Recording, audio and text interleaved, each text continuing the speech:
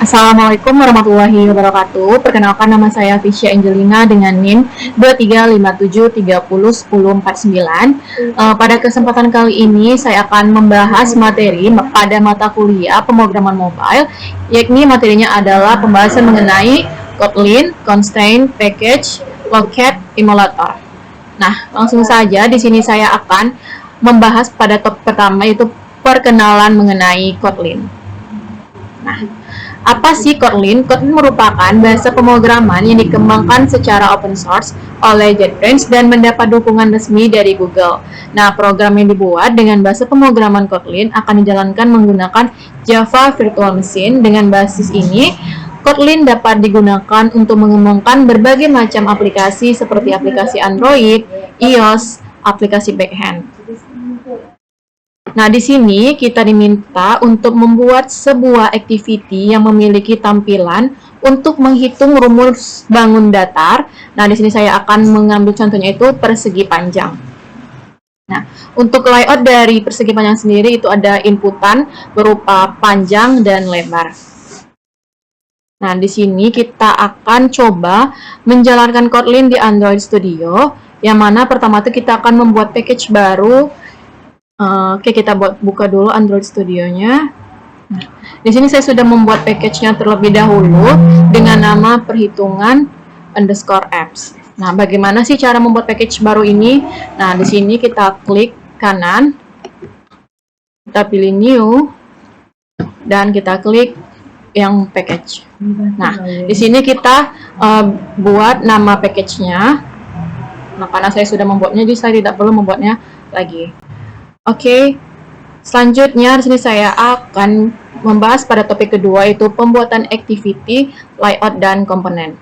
Nah, kita akan membuat sebuah activity baru untuk mulai menerapkan beberapa komponen dasar seperti edit text, text view, dan button pada sebuah constraint layout.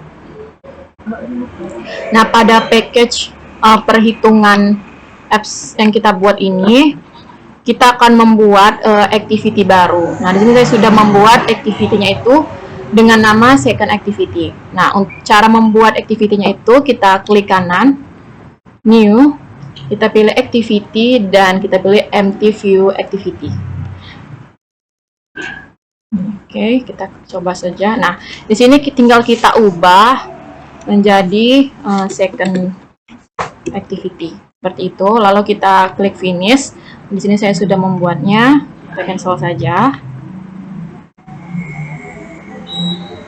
Selanjutnya kita akan coba menambahkan komponen pada layout activity second.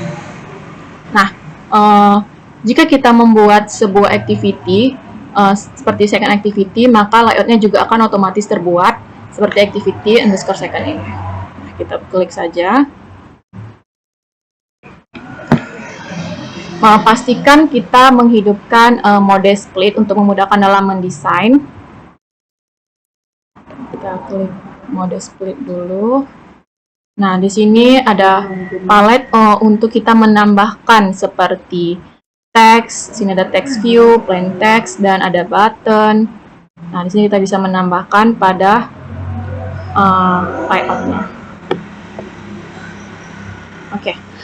Kita perlu memperhatikan bagian kode saat menambahkan komponen.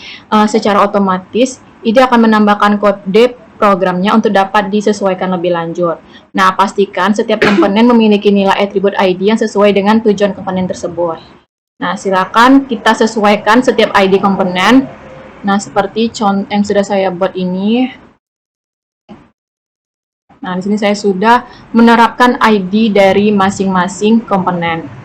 Seperti ID untuk panjang, lebar, juga ada button untuk hitung, dan edit text untuk hasil. Oke, seperti itu. Terlebih dahulu di sini saya akan memperlihatkan logika dari perhitungan bagaimana cara menghitung persegi panjang tersebut. Kita buka second activity-nya. Di sini saya udah inisialisasi komponen untuk tampilan UI-nya. Di sini ada panjang, lebar, hasil, dan hitung. Nah, juga ada event listener untuk tombol, button hitung. Nah, jika kita klik button hitung itu, maka akan muncul luas dari persegi panjang, yang mana kita tadi sudah menginputkan panjang dan lebarnya.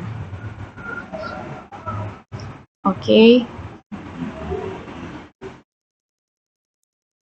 Kita akan coba run terlebih dahulu. Kita coba runnya ya. Kita masukkan panjangnya misalnya 10 dengan lebarnya 12 dan kita klik button hitungnya. Nah, maka akan muncul luasnya itu adalah 120. Oke, selanjutnya kita diminta untuk membuat sebuah activity yang memiliki tampilan untuk menghitung rumus bangun ruang. Nah, di sini saya mengambil contohnya itu untuk bangun ruangnya ya adalah kerucut, di mana kita akan menghitung volume dari kerucut. Nah, misalnya kita mengimport library yang diperlukan untuk bekerja dengan elemen UI seperti edit text, button, dan text view. Setelah itu, di sini kita akan mendeklarasikan kelas itu second activity. Dan di sini kita akan menginputkan untuk tinggi, diameter, dan hasil, lalu ada hitung. Nah, di sini untuk tinggi sendiri itu menggunakan komponen itu edit text, diameter menggunakan edit text, hasil menggunakan text view, dan itu menggunakan button. Nah, di sini kita akan melakukan inisialisasi komponen UI yang mana akan menghubungkan variabel dengan elemen-elemen. Dan ini merupakan logika perhitungan volume kerucut. Nah, saat tombol hitung ditekan, dia akan mengambil nilai dari edit text dan ubah ke angka. Nah, jika input tidak valid, nilainya akan menjadi 0. Nah, jika input valid, hitung volume, maka radius sama dengan diameter dibagi 2. Oke, langsung saja kita coba. Nah, di sini sudah ada menghitung jari-jari, rumus menghitung jari-jari, lalu ada rumus menghitung volume kerucut, dan di sini ada logika menampilkan hasil dengan 2 desimal. Nah, kita coba run.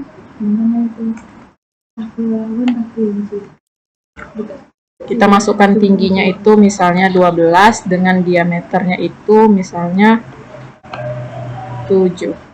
Masukkan 7. Kita hitung.